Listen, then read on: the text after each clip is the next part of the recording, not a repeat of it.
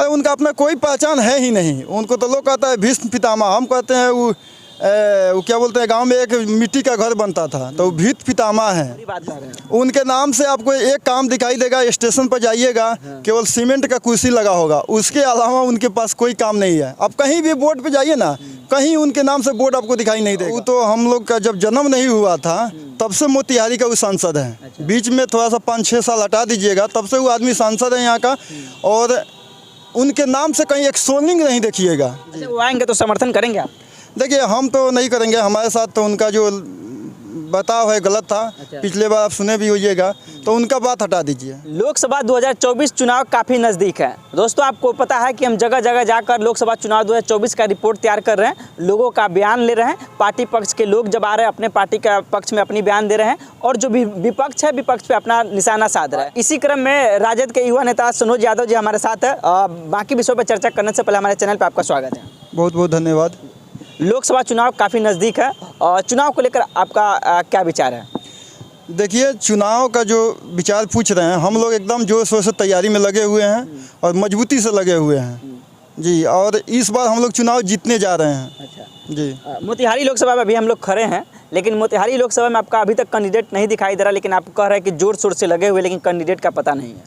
देखिए कैंडिडेट का पता आपको लग जाएगा, जल्द लग जाएगा, 17 तारीख के बाद लग जाएगा। 17 तारीख को इंडिया गठबंधन का बैठक है, उसके बाद में सीट बंटवारा हो जाएगा और आपके सामने फेस आ जाएगा। सूत्र के मुताबिक कौन कौन प्रत्याशी हो सकते हैं, जैसे आपके आकलन में कौन कौन आ सकते हैं राजद की तरफ से? देखिए राजद की तरफ से बहुत प्रत्याशी लगे हुए हैं अभी, और उसमें जो मुख्य कहिएगा तो 2-4 आदमी के नाम रख देंगे। बताइए। विनोद जी तैयारी कर रहे हैं, राजेश जी तैयारी कर रहे हैं, इत्यादि अन्य बहुत लोग हैं जो तैयारी कर रहा है। राजद से मनोज यादव का काफ़ी नाम चर्चा में भी है। उन्होंने राधा मोहन सिंह जो मोतिहारी लोकसभा का वर्तमान सांसद भी है और कई बार से भी रह भी रहे हैं, उनके कामों को लेकर कई बार पोल भी खोले हैं। उनका नाम काफ़ी सामने भी आ रहा है, लेकिन उनका नाम आप नहीं ले रहे हैं, कारण क्या है? देखिए वो जिला अध्यक्ष हैं और उनका जो काम है पोल खोलना काम है, विधायक भी हैं, और हमें मालूम नहीं है कि वो लोकसभा का तैयारी कर रहे हैं। आप बोले हैं तो कहीं आपको मालूम होगा जी। अच्छा, वो आएंगे तो समर्थन करेंगे आप? देखिए हम तो नहीं करेंगे, हमारे साथ तो उनका जो बताव है गलत था। पिछले बार आप सुने भी होइएगा, तो उनका बात हटा दीजिए। हाँ वो हमें अगर पार्टी मोतिहारी लोकसभा से उन्हीं को टिकट दे दी आने वाले दिनों में, अभी लिस्ट तो तय नहीं हुआ है, लेकिन अगर दे देती है तो क्या आप समर्थन नहीं करेंगे? भैया हमसे मत कुछ कहवाइए, हम आज़ाद हैं और पार्टी में एक कार्यकर्ता के तौर पर काम कर रहे हैं। ठीक, पार्टी में हम एक कार्यकर्ता के तौर पर काम कर रहे हैं और हम आज़ाद हैं, हमें कहाँ किसका क्या करना है। अभी हम पार्टी के लिए काम करें, पार्टी के काम करने दीजिए, और उनके बारे में हमसे मत पूछिए। शुरुआती में हमने कहा कि लोकसभा चुनाव काफ़ी नज़दीक हैं, और हाल ही में जो आपके वर्तमान सांसद मोतिहारी के हैं राधा मोहन सिंह जी, कई बार सांसद रह चुके हैं और फिर से अभी भी हैं, और आने वाले चुनाव में शायद फिर से भाजपा के प्रत्याशी हो सकते हैं। उनके कामों से कितना खुश हैं? देखिए वो तो हम लोग का जब जन्म नहीं हुआ था तब से मोतिहारी का वो सांसद है। बीच में थोड़ा सा 5-6 साल हटा दीजिएगा, तब से वो आदमी सांसद है यहाँ का, और उनके नाम से कहीं एक सोनिंग नहीं देखिएगा। अच्छा। हाँ, कहीं एक पीसीसी आपको दिखाई नहीं देगा। बहुत बड़ी बात कर रहे हैं। उनके नाम से आपको एक काम दिखाई देगा, स्टेशन पर जाइएगा केवल सीमेंट का कुर्सी लगा होगा, उसके अलावा उनके पास कोई काम नहीं है। अब कहीं भी बोर्ड पे जाइए ना, कहीं उनके नाम से बोर्ड आपको दिखाई नहीं देगा। और हम लोग का उम्र भी 33-34 साल हो गया, और उनके सांसद आते हुए शायद 25 साल से ऊपर हो गया होगा, और आज तक उनके नाम से एक बोर्ड नहीं देखिएगा जी। अच्छा, यानी कि मोतिहारी लोकसभा में उनका कोई विकास नहीं है, कहा जा सकता है?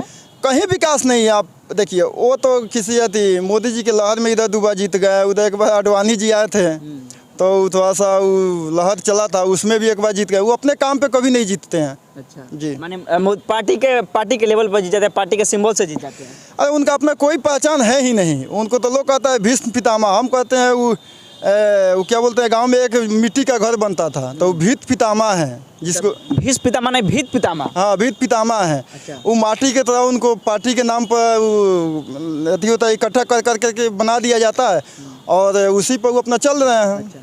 अच्छा, हाल ही में मध्य प्रदेश में मोहन यादव को मुख्यमंत्री बनाया गया, आपको पता होगा। और यादव समीकरण शायद जिस तरह से बिहार में जातीय जनगणना हुई है, उनके बाद यह भाजपा के जो समीकरण तैयार हो रही है, इनको धूमिल करने की पूरी तैयारी है। भ्रष्ट हो जाएगी। जातीय जनगणना है जो लोगों के अंदर जो है एक पैतरा बांध कर खड़ी थी, और जो सरकार, आपकी सरकार जो है नीतीश कुमार तेजस्वी यादव जी का, जो लोगों के अंदर एक छवि खड़ा कर रही थी कि जातीय जनगणना से लोगों को फायदा होगा, जितना संख्या होगा उसका उतना हिस्सेदारी होगा, और इस समीकरण को खत्म करने जा रही है भाजपा, और शायद खत्म होते भी दिखाई दे रही है। इसको किस रूप में देखते हैं? देखिए, ये जो मोहन यादव जी का बात किए हैं, डॉक्टर मोहन यादव जी का, उनको कठपुतली बनाया गया है। अच्छा, देखिए, उनके हाथ में कुछ थोड़ी रहेगा, वो तो दिखावती हैं, वो आरएसएस का लोग हैं वो, और आरएसएस किसके लिए काम करती है ये सभी लोग जानते हैं। अच्छा, मोहन यादव कठपुतली है? एकदम आरएसएस की टीम के लोग हैं, वो मुट्ठी भर लोग के लिए काम करेगी। वो जो अथी क्या बोलते हैं, ये भाजपा में आरएसएस मुट्ठी भर लोगों के लिए काम करती है। अच्छा, वहीं वो भी करेंगे।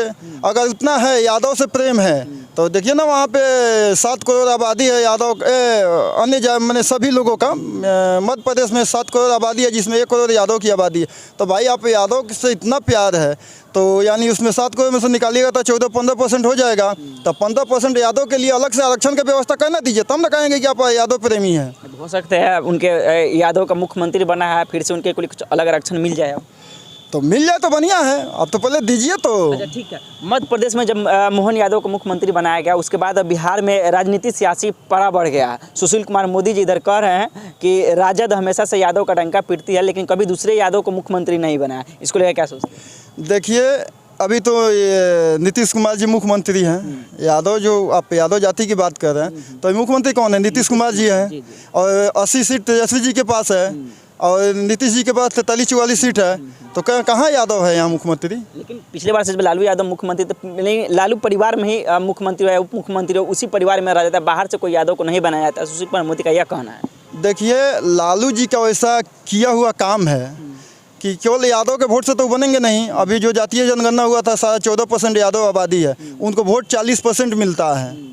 तो एक यादव के प्रेम से थोड़ी वो मुख्यमंत्री बनते हैं। सभी जाति धर्म के लोग, A to Z की हमारी पार्टी है, A to Z जाति के लोग उनको वोट देता है, तो मुख्यमंत्री बनते हैं। अच्छा जी, A to Z की पार्टी आप कह रहे हैं। अक्सर लोग यह समीकरण मिलाते हैं कि वैश्य समाज के लोग ज़्यादातर भारतीय जनता पार्टी को सपोर्ट करती हैं, और करती आ भी रही है। लेकिन इस बार जो बिहार का जातीय जनगणना हुआ है, वैश्य समाज का कितना लोग इस बार आरजेडी का समर्थन करेंगे, जेडीयू का समर्थन करेंगे, सीधे तौर पर तेजस्वी यादव का और नीतीश कुमार का कितना समर्थन करेंगे? देखिए, वैश्य जाति कहा जाता है, वैश्य जाति यानी बनिया वर्ग के लोग होते हैं, वो बिजनेस में ज़्यादा एक्टिव रहते हैं, और उनको डराया जाता है कि लालू जी की सरकार होगी, लालू जी आएंगे, अपराध होगा, अपराधी बढ़ेंगे, इस पे आप लोगों को क्षति पहुंचाया जाएगा। इसलिए वो लोग थोड़ा सा पिछले चुनाव में डर गए थे। लेकिन अभी जो विधानसभा चुनाव हुआ था, वैश्य समाज भी हम लोग के साथ खड़ा है, और हमारी पार्टी के तरफ से वैश्य समाज को जो टिकट दिया गया था, अति पिछड़े में देखिएगा 140 सीट में हम लोग चुनाव लड़े थे, उसमें 25 अति पिछड़ा समाज को टिकट दिया गया था, और उसमें तेली समाज जो होता है उसको सबसे आगे लाया गया था। तो ऐसा बात नहीं है, आप रितु जायसवाल जी को देख लीजिए, कहाँ हम लोग बने। कौन कहता है कि वैश्य समाज हम लोग को वोट नहीं देता? हाँ, पीछे था, लेकिन अब हम लोग के साथ वैश्य समाज है। और जातीय जनगणना जो हुई है, उससे वैश्य समाज के भी लोग जागरूक हुए हैं। उनको पता चला है कि भाई, हमारी आबादी है, हमें कोई नहीं डरा सकता है, हमें कोई नहीं डरा सकता, हम जहाँ रहेंगे वहाँ मजबूती से रहेंगे। और इस बार वो लोग 2020 के चुनाव के बाद से अब हम लोग के साथ आए हैं, और हम लोग आए तभी तो हम लोग भाजपा से ज़्यादा वोट लेकर आए। लेकिन सीधे तौर पे कहा जा सकता है कि बिहार के राजनीति में वैश्य समाज का तालमेल कुछ अलग ऊपर नीचे हुआ है। एकदम हुआ तब तो हम लोग भाजपा के बराबर, एनडीए गठबंधन के बराबर वोट लाए थे। और अब तो नीतीश जी हम लोग के साथ हैं, तो पूछना क्या है। जब भाजपा, नीतीश जी और चिराग पासवान जी, बीजेपी, ये सभी लोग एक साथ था, तो हम लोग तेजस्वी जी के नाम पर एकदम बराबर वोट लेके आए थे। 5-7 हज़ार वोट कम मिला था हम लोग को, जिससे हम लोग सरकार नहीं बना पाए। और इतना जो वोट आया था, उसमें सभी समाज का योगदान था, सभी समाज से वोट मिला था, और सभी समाज के लोगों को उचित जो सीट का बंटवारा होता है, उसमें भागीदारी दिया गया था। वापस फिर से लोकसभा चुनाव पर आते हैं और मोतिहारी लोकसभा में आ जाते हैं। इस बार राजद का क्या मुख्य एजेंडा होगा, चुनावी एजेंडा क्या होगा, किस एजेंडा को लेकर लोगों के समक्ष रखेंगे, लोग किस उम्मीद पर आरजेडी को अपना वोट देंगे? देखिए, आरजेडी के प्रति जो युवा हैं एकदम उत्साहित हैं। वो सोच रहे हैं कि भाई, अगर बिहार में आरजेडी केवल अगर सपोर्ट की है, मतलब उप मुख्यमंत्री पद हम लोग के पास है, 2-4 मंत्रालय भी हम लोग के पास है, तो आरजेडी की मदद से इतना काम हो रहा है देखिए ना, बच्चा सब जो हम लोग तो जब पढ़ाई किए थे 2014 में हम लोग 12 में BA पास किए, उसके बाद से तो वैकेंसी एकदम मोदी जी 10 साल में खा ही गए हैं।